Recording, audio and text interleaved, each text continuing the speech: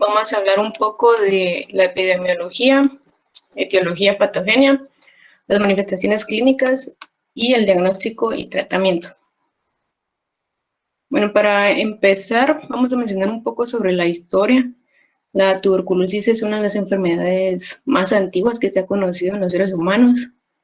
Unos estudios genómicos mencionan que la aparición fue aproximadamente hace 70.000 años en África, lo cual a mí me parece muy curioso porque a pesar de la tecnología y el tratamiento e incluso que hay vacuna, pues no se ha logrado eliminar o erradicar esta enfermedad y sigue siendo un problema de salud pública actualmente. Esta enfermedad es bacteriana, es infectocontagiosa y es causada por Mycobacterium tuberculosis, que afecta principalmente a los pulmones, pero en 1/3 de los casos puede afectar a otros órganos. En la epidemiología a nivel mundial, se estima que 1/4 parte de la población está infectada. En 2016 se presentaron 10.4 millones de casos nuevos. De estos, el 10% eran pacientes con VIH y 2/3 se presentan más de los casos se presentan más en los varones. En 2019, según la OMS, también el número de casos fue de 10 millones. Por lo tanto, si se dan cuenta, este número se ha mantenido como estable dentro de este rango. Y de estos 10 millones afecta a 1.04 millones de niños.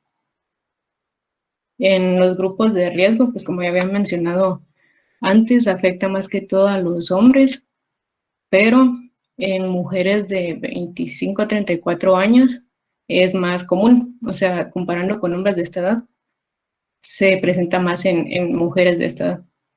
También los pacientes adultos arriba de 65 años, pues como ya hay un deterioro al sistema inmunológico, son más susceptibles a esta enfermedad. También las personas de raza negra, al igual que pacientes con VIH o alguna inmunodepresión.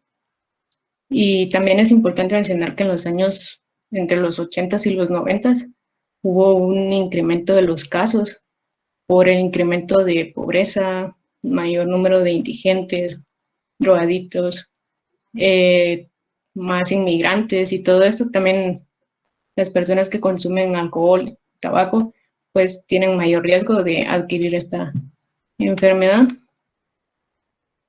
Acá en Guatemala, la estimación de carga para 2019 fue de 22 casos por cada 100.000 habitantes. Aproximadamente fueron 3.568 casos en ese año. Y los departamentos más afectados son Escuintla principalmente, seguidos de Suchitepeque, Guatemala, Retauleu, San Marcos e Izabal. La transmisión se va a producir por la diseminación aérea de gotitas respiratorias, las cuales al toser, estornudar o hablar se van a convertir en un aerosol y quedan suspendidas en el aire. Estas miden menos de 5 a 10 micras de diámetro, por lo tanto es más fácil que puedan alcanzar las vías respiratorias bajas, inferiores, a la hora de ser inhaladas. Y con cada golpe de tos se pueden expulsar hasta 3.000 gotitas contagiosas. Aquí es muy importante tener un buen manejo de los pacientes que son altamente infecciosos, porque hay que tener ciertas medidas, al igual que actualmente con la pandemia, pues es importante aislar al paciente, tener protección como la mascarilla y estar lavándose las manos a cada rato. Hay factores importantes para que se pueda establecer la transmisión. Por ejemplo, el hacinamiento en espacios mal ventilados pues va a favorecer que se transmita mejor. También depende de la virulencia del organismo transmitido o el grado de contagiosidad. Las probabilidades de entrar en contacto con algún paciente infectado, la duración e intimidad que se tiene con este paciente y también el ambiente que se comparte con la persona. Muy bien, abordando un poco de la etiología. ¿Se me escucha bien? Okay.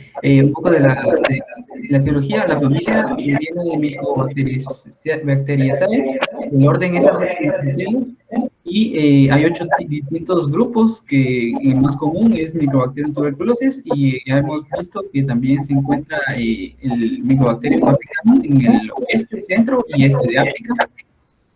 El, el Mycobacterium bovis, que ya es resistente a la piracinamida desde hace poco, y también este se va a contagiar por la leche no pasteurizada. Entonces, hablemos un poco más del Mycobacterium tuberculosis, que este es un aerobio facultativo de crecimiento lento, no formador de esporas. Vive intracelularmente por periodos prolongados, que mide 0.5 a 3 micrómetros, clasificados como bacilos ácidos resistentes debido a que no se tiñen con el alcohol ácido por su pared de ácidos micólicos, y tiene 3 lípidos, bueno, una gran variedad de lípidos en su pared que le van a evitar la fagocitosis, como la importancia de este es el lipoarabinomanano, que evita la vía de calcio-calmodulina, ¿verdad? Que hace que se una el fagosoma con el lisosoma.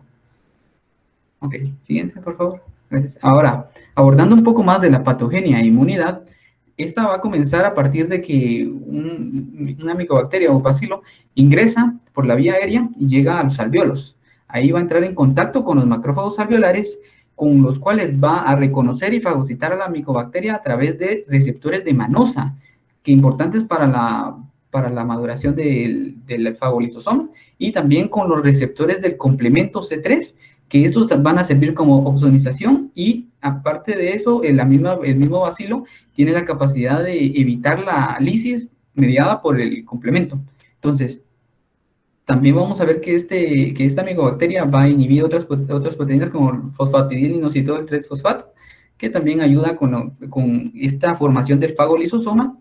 Entonces, la bacteria se va a continuar replicando si logra evitar este fagolisosoma, y se va a replicar tanto que va a terminar el macrófago rompiéndose y liberando bacilos y haciendo la infección más grave.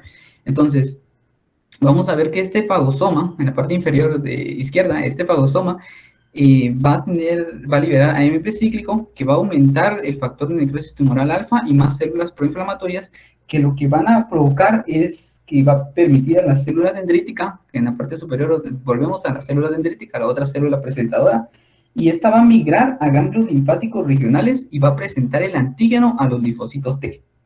Y aquí empiezan dos sistemas de inmunidad, la inmunidad celular y la inmunidad humoral. Hasta aquí se tiene en cuenta que es una etapa asintomática de duración de 2 a 4 semanas. Y esto es importante recalcarlo para tomar análisis de pruebas diagnósticas como las de sensibilidad cutánea y la hipersensibilidad. Y bueno, aquí partiendo en adelante, vemos que se va a diferenciar los linfocitos T, CD4, que lo que van a generar es secreción de citocinas que van a llamar el aumento de más macrófagos y monocitos. Y a su vez, estos van a generar linfocitos TH1, y donde se encuentra el cursor, y van a liberar interferón gamma, que va a ayudar también a la activación de macrófagos y va a promover una actividad bactericida para madurar el fagolisosoma a través del interferón gamma y estimular la expresión del óxido nítrico, moviliza péptidos antimicrobianos y estimula la autofagia.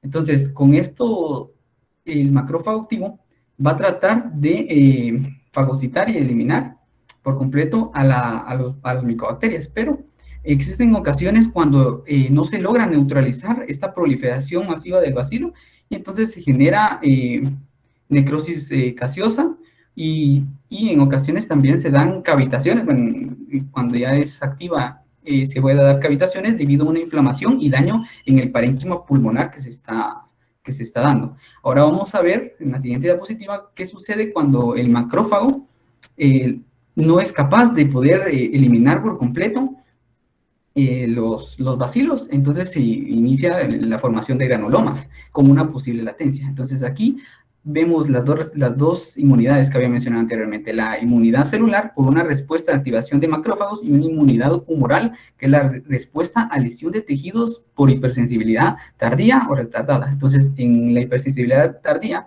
a haber una destrucción hística de pulmonar y se van a destruir macrófagos inactivados que contienen múltiples bacilos, causando una necrosis gaseosa de tejidos afectados, y esto sumado al aumento de macrófagos activados acumulados, se va a formar lesiones granulomatosas o tubérculos. Entonces, estos macrófagos, para poder contener la infección, se van a unir, los macrófagos activados, y van a formar células gigantes o de Langerhans. Y los monocitos activados se van a unir y van a formar las células epiteloides. Esto van a generar una necrosis sólida en el centro del tubérculo, disminuyendo la proliferación de la bacteria debido a que disminuye la presión de oxígeno en esa área, con una cicatrización por fibrosis, una calcificación por fibrosis, o bien una inflamación y necrosis, como vemos en las biopelículas de áreas necróticas donde se mantiene latente la enfermedad, y es por ello que la enfermedad de la tuberculosis es latente. Hay una diapositiva posterior, por favor. Hay una cosita por recargar, es los linfocitos T, CD8, que también están implicados en esta defensa, y al igual que los linfocitos T, CD4, van a mostrar la diferencia entre un paciente que es capaz de neutralizarlos y un paciente que tiene, en este caso, VIH, y no tiene diferencias tanto cuantitativas y cualitativas de TCD4 y de CD8, que en el caso del CD8 es citolítico y va a eliminar macrófagos infectados. Y ahí estaría. Gracias. En la tuberculosis pulmonar se puede manifestar como enfermedad primaria, enfermedad latente y enfermedad secundaria. En la enfermedad primaria, la persona no ha sido expuesta anteriormente a este microorganismo.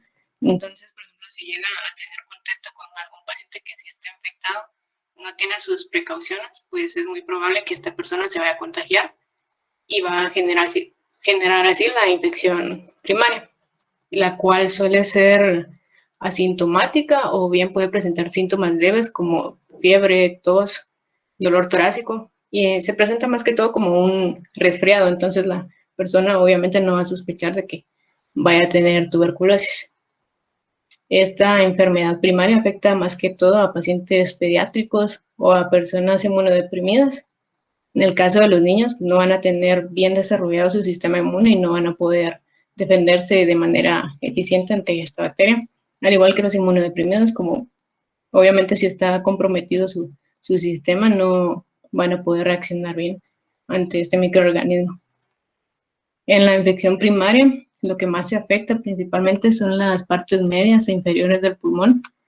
Entonces, aquí se localiza primero la bacteria y genera unas cuantas lesiones. Se produce lo que ya había mencionado mi compañero anteriormente, que es un foco de necrosis gaseosa central que va a estar rodeada por un proceso inflamatorio crónico. Esta necrosis gaseosa se produce por la acumulación de los macrófagos intentando destruir a la bacteria. Entonces el tejido se empieza a necrosar y como se activa la inmunidad celular, pues llegan los linfocitos y generan un anillo alrededor de este tejido muerto. Esa es la formación del granuloma, y a esta primera lesión que aparece se le conoce como foco de Ghon. A partir de esta lesión pueden haber 3 caminos, que normalmente sigue porque es más común, ya que la mayor parte de los casos se curan de manera espontánea y solo va a quedar el tejido de cicatrización. O bien puede mantenerse la bacteria como en pausa, se encapsula y da una enfermedad latente. Ahora bien, también se puede, hay otro término que es el complejo de Ghon. Este es más que todo cuando la bacteria ya invade los ganglios linfáticos, ya sea por la diseminación linfática o por extensión directa de de la infección, y esta combinación de lesión del parénquima y la afectación de los ganglios linfáticos es a lo que se le llama complejo de Von. Ahora acá, por ejemplo, en el caso de los lactantes, como ellos no tienen una madurez total del sistema inmune, no pueden reaccionar bien ante esta bacteria y va a evolucionar en muy poco tiempo, produciendo ya una tuberculosis primaria progresiva.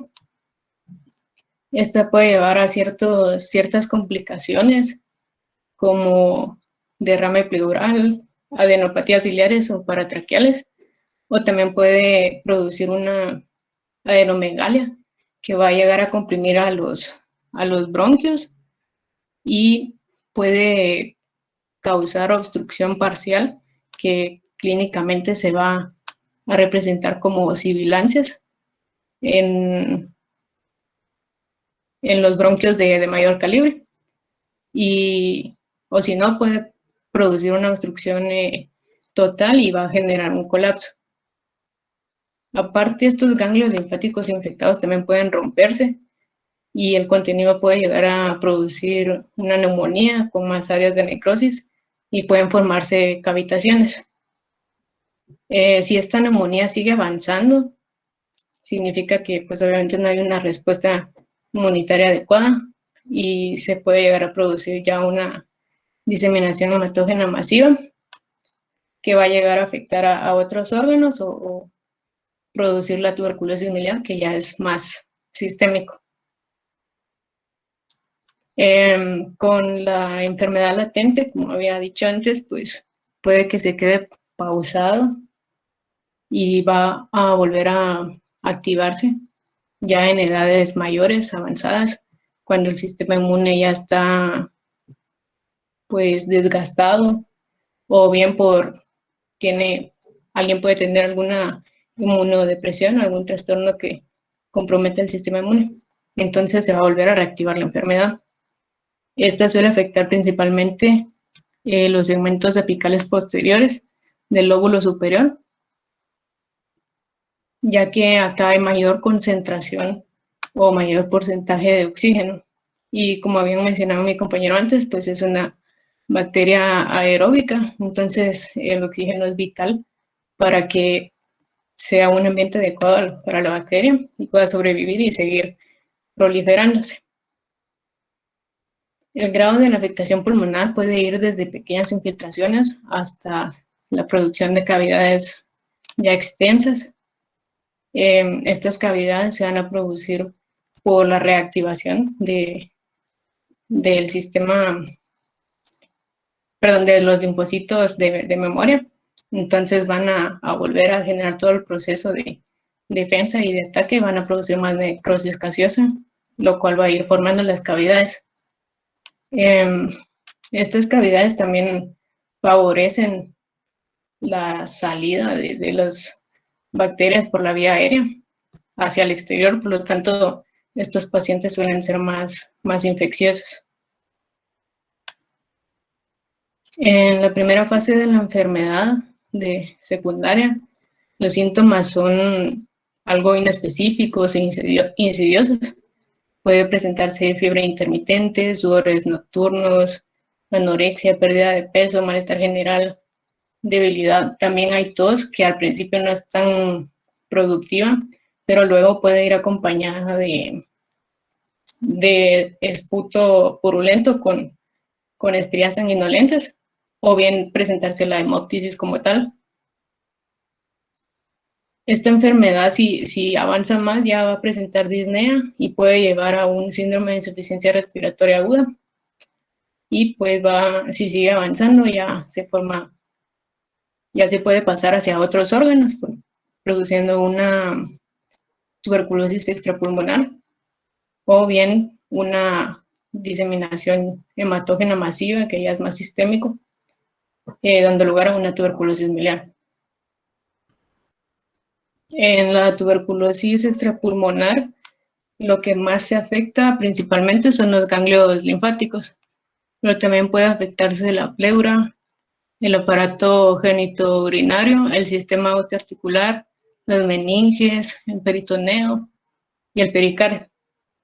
La linfadenitis tuberculosa es más frecuente en los niños y en los pacientes con VIH.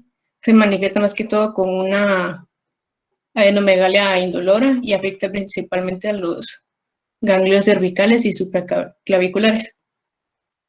La tuberculosis pleural se presenta más que todo como un derrame pleural, el cual se produce por una hipersensibilidad a los antígenos micobacterianos. Las manifestaciones clínicas van a depender del grado del derrame. Puede ir desde leve, que pasa como inadvertido, hasta severo, que ya va a producir ciertos síntomas como fiebre, dolor pleurítico y disnea. En la tuberculosis genitourinaria, bueno, en el sistema urinario presenta más síntomas como disuria, polaquiuria, nicturia, hematuria. Puede haber dolor abdominal o en el flanco, o bien puede ser una enfermedad sintomática que se va a descubrir hasta después que ya exista una lesión más grave del riñón. En los genitales, pues es más frecuente en las mujeres que en los hombres. Afecta principalmente las trompas de falopio y el endometrio. Y puede causar esterilidad, dolores pélvicos y trastornos menstruales. En cambio, en el hombre afecta al epidídimo, pero también puede haber presencia de orquitis y prostatitis. En la tuberculosis osteoarticular, las articulaciones que se suelen afectar más son las que tienen mayor peso o las que conllevan mayor peso, como la columna vertebral, las caderas y las rodillas. En la tuberculosis vertebral, que también se conoce como enfermedad de Pott, en los niños afecta más que todo la porción superior de la columna torácica y en los adultos afecta la porción inferior de la columna torácica y la superior de la lumbar. Si esta enfermedad avanza, puede llevar a un colapso vertebral y ya genera una cifosis pues en la columna. La tuberculosis de cadera afecta principalmente la cabeza del fémur y suele ser muy, muy dolorosa, al igual que la de las rodillas, suele ser muy dolorosa y produce mucha inflamación. En la meningitis tuberculosa, esta es más frecuente en los infantes, pero también puede presentarse en adultos, particularmente en pacientes con VIH. Al principio de la enfermedad va a ser un cuadro leve, como cefalea, cambios ligeros del estado mental, febrícula, malestar general, irritabilidad. Si esto no se diagnostica a tiempo, pues la enfermedad va a avanzar y va a producir un cuadro más agudo, donde ya se va a presentar una cefalea intensa, confusión, letargo, alteraciones sensoriales y el signo característico de la meningitis, que es la rigidez del cuello. En la tuberculosis gastrointestinal, esta puede producirse por la deglución del esputo infectado, por diseminación hematógena o bien por consumo de leche de vacas infectadas con tuberculosis bovina. Afecta principalmente al ilion y al ciego, y los síntomas pueden ser dolor abdominal, que es parecido al de apendicitis. También hay distensión, obstrucción intestinal, anorexia, pérdida de peso y los sudores nocturnos. Ahora viene la peritonitis tuberculosa. Puede producirse por la ruptura de algún ganglio linfático infectado de esta región o por la diseminación hematógena. Esta se debe sospechar más que todo cuando hay dolor abdominal inespecífico, cuando hay fiebre y ascitis, que esta suele ser una ascitis tabicada. La tuberculosis pericárdica, esta es causada por extensión directa desde los ganglios linfáticos mediastínicos y biliares o por la misma diseminación hematógena. Se presenta más que todo en ancianos o pacientes con VIH y va a tener un comienzo agudo presentando fiebre, dolor retroesternal, brote pericárdico, derrame pericárdico, incluso un tamponamiento cardíaco.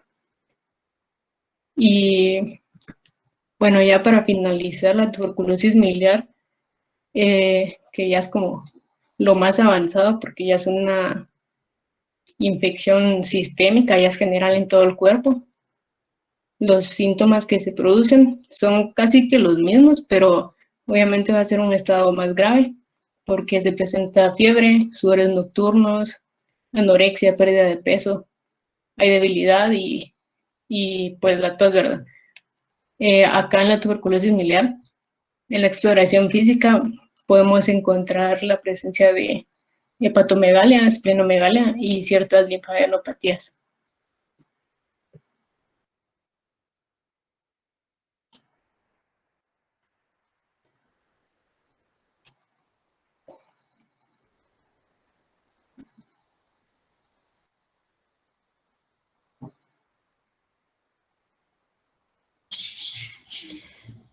Bueno, ahora vamos a hablar un poquito sobre el diagnóstico y el tratamiento de la tuberculosis, tanto latente como la infección activa.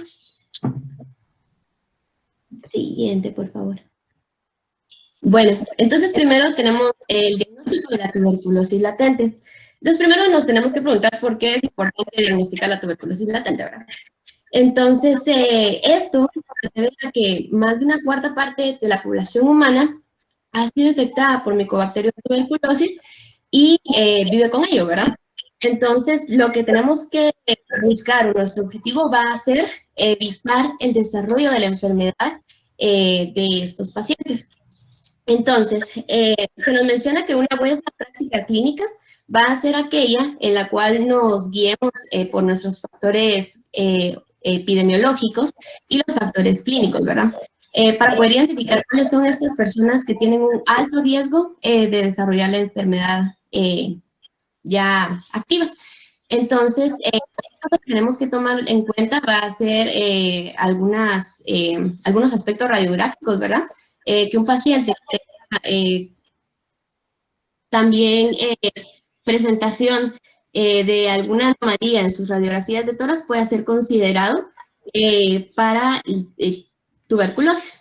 Bueno, entonces, para poder diagnosticar la tuberculosis latente se recomiendan dos test, el test de la tuberculina y también el ensayo de liberación de interferón gamma o también denominado IGRA. Algo que es bastante importante de conocer es de que lo ideal es hacer solamente uno de estos dos, ya que al realizar los dos puede que uno salga positivo y que otro salga negativo y que pues nos cause un poco de confusión al momento de decidir, ¿verdad? El siguiente, por favor. Bueno, entonces en primer lugar tenemos la prueba de la tuberculina. Esta es la que con más frecuencia se realiza. También recibe otros nombres, ¿verdad? Como derivado proteínico purificado, prueba cutánea o también prueba de manchón. Esta tiene las desventajas que tienen baja sensibilidad y especificidad y que también no diferencian entre tuberculosis latente y la infección activa. Otra de sus desventajas, y por lo cual se prefiere la prueba IGRA, es de que no va a permitir o bueno, más bien va a dar muchos falsos positivos debido a infecciones previas por micobacterias no tuberculosas y también por vacunación con BCG. Esta, además, pues no está indicada en personas con bajo riesgo, ya que puede dar bastantes falsos positivos, ¿verdad? Entonces, algo que nos tenemos que preguntar al hacer esta prueba va a ser si una previa, ¿verdad?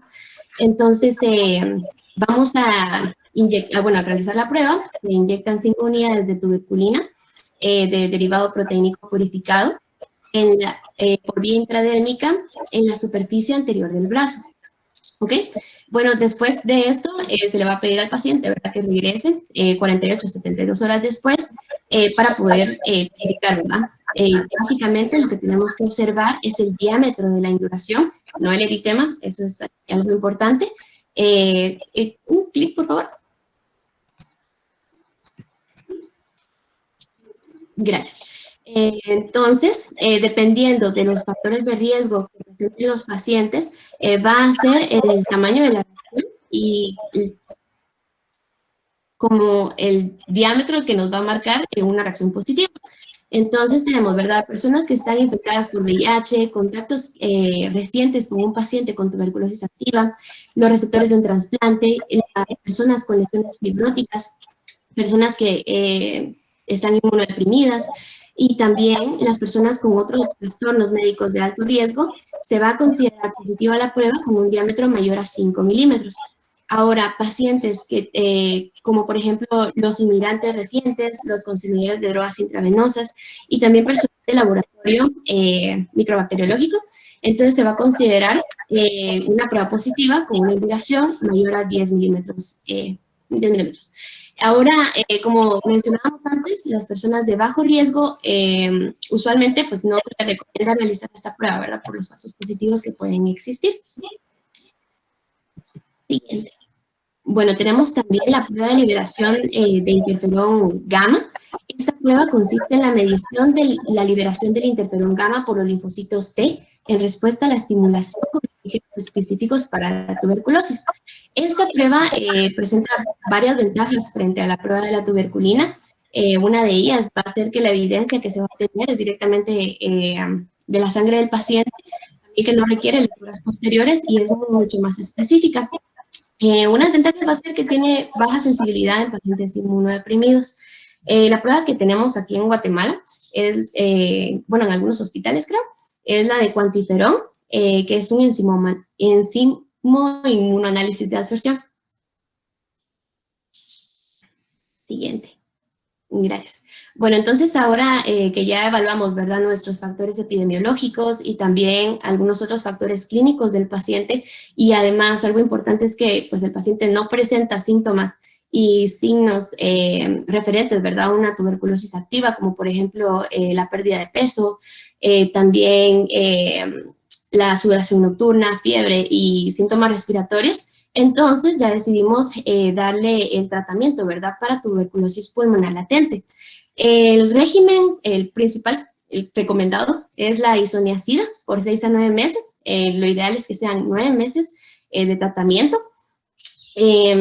Para adultos, 5 miligramos por kilogramo. Para niños, 10 miligramos por kilogramo al día, ¿verdad? También puede darse un régimen de rifampicina sola por 3 a 4 meses o de isoniazida más rifampicina por 3 a 4 meses, el cual se menciona en el libro que tiene la misma eficacia que solamente el régimen de isoniazida por 9 meses. Ahora, en el caso de rifampicina, aquí en el país no tenemos este medicamento, o bueno, eso es lo que tengo entendido, entonces pues no lo vamos a tomar en cuenta en este momento.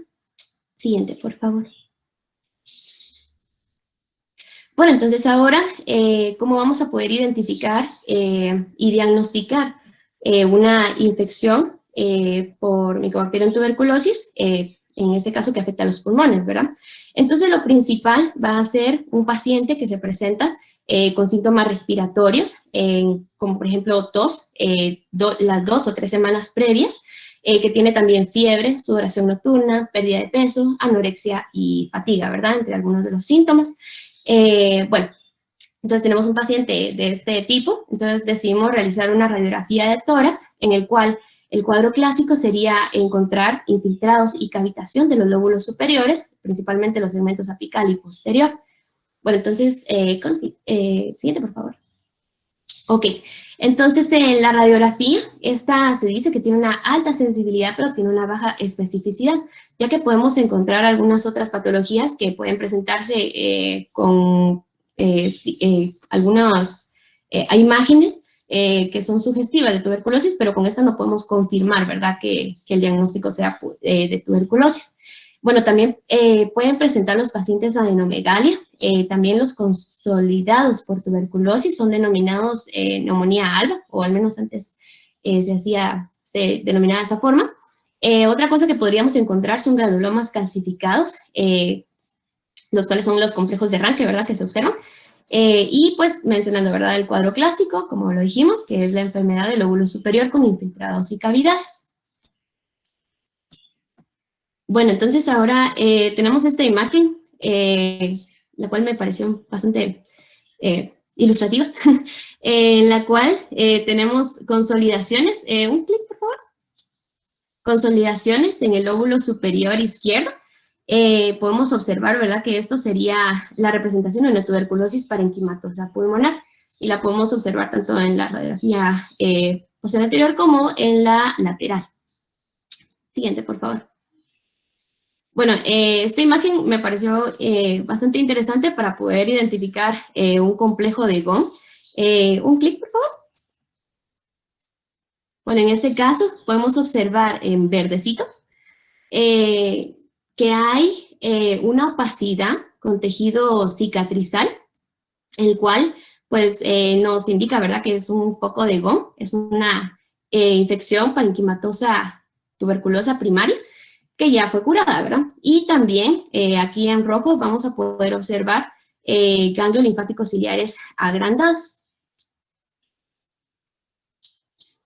Bueno, entonces ahora ya tenemos la idea, ¿verdad?, de que el paciente tiene tuberculosis, pero necesitamos confirmarlo mediante un cultivo, una tinción, o mediante la amplificación de ácidos nucleicos. Entonces vamos a pedir una muestra de esputo o lavado bronquialveolar del paciente y vamos a realizar cualquiera de estas pruebas para poderlo confirmar. Lo ideal o el gold standard sería el cultivo para poder ya confirmar la infección. Siguiente, por favor. Bueno, entonces aquí tenemos algunas de las pruebas que podemos realizar. La primera sería el BK de esputo, que es la que es más sencilla de realizar y la que tenemos con más disponibilidad. Esta se realiza con tinción Ziel-Nielsen, en la cual pues, vamos a poder ver los bacilos ácido resistentes, ¿verdad? También podemos realizar la tinción con auramina rodamina, que es una tinción fluorescente, pero la desventaja de este es que pues no tenemos la disponibilidad de los microscopios que son necesarios para realizar pues, el examen, ¿verdad? Entonces no es tan factible utilizar esto. Ahora, los cultivos, tenemos varias opciones de cultivos. Tenemos los medios sólidos, como por ejemplo el de Lowenstein-Jensen, pero la desventaja de esto es de que el tiempo de confirmación va a ser de 4 a 8 semanas y pues esto es mucho tiempo, ¿verdad? Entonces como que no es tan útil.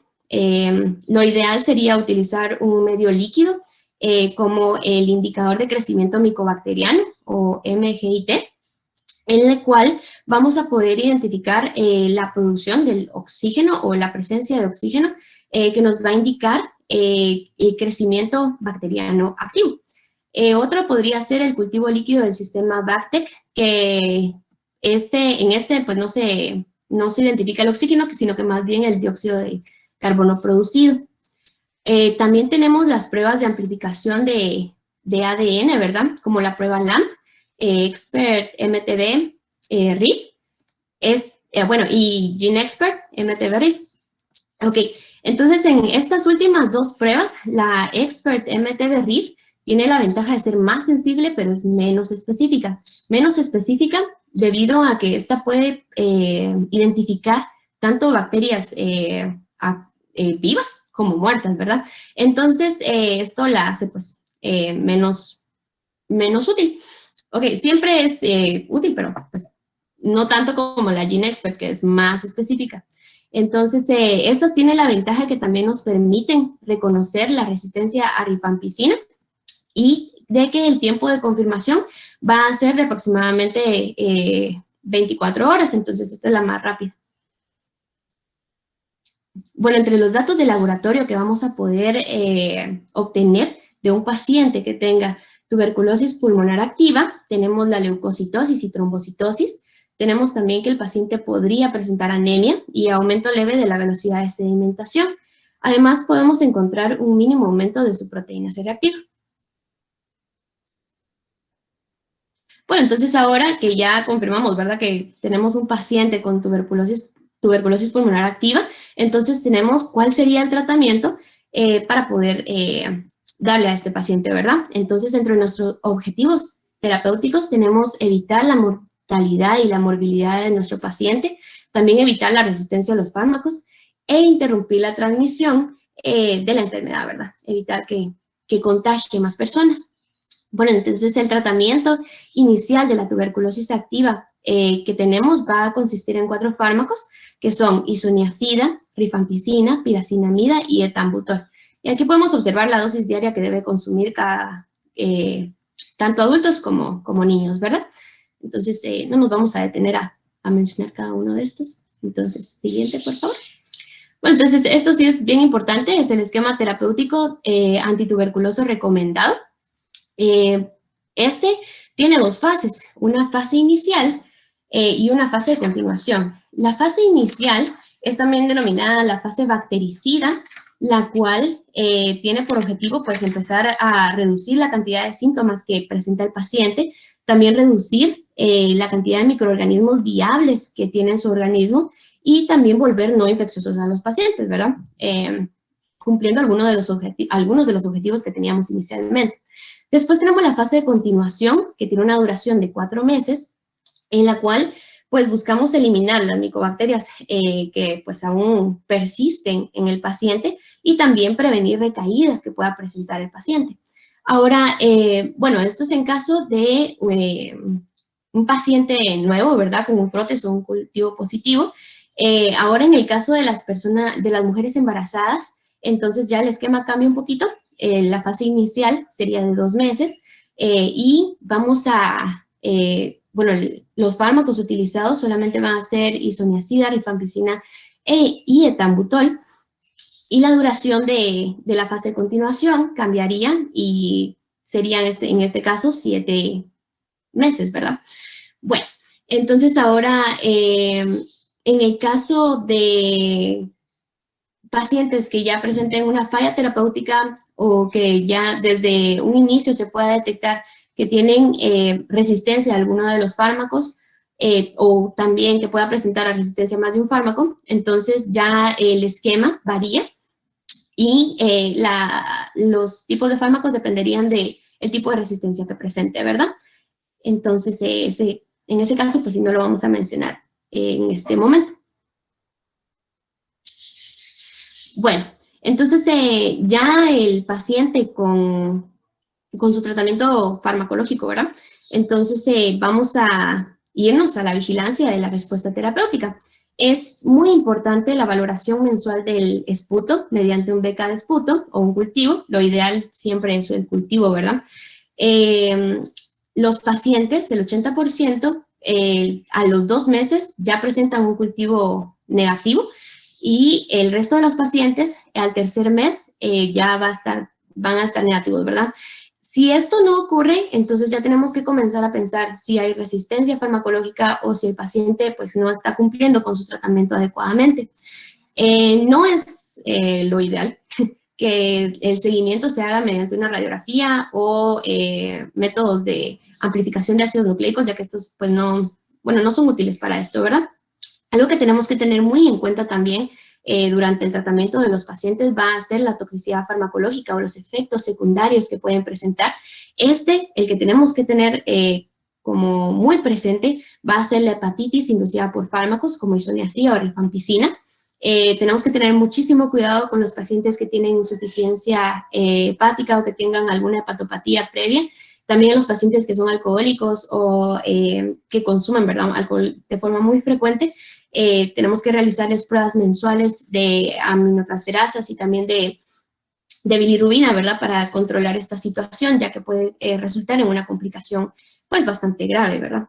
Entonces, además de la hepatitis, tenemos que tener en cuenta la hipersensibilidad que puede presentar el paciente, hiperuricemia y artralgias producidas por piracinamida y etambutol, trombocitopenia autoinmunitaria producida por rifampicina, neuritis óptica producida por etambutol y también la neuropatía periférica producida por isoniazida. En el caso de la neuropatía periférica, se recomienda la administración también de piridoxina o vitamina B6, la cual pues puede prevenir esta situación, ¿verdad? Y también tener cuidado con pacientes que tengan, por ejemplo, diabetes, que pueda ser un factor que contribuya a pues esta situación. Muchas gracias.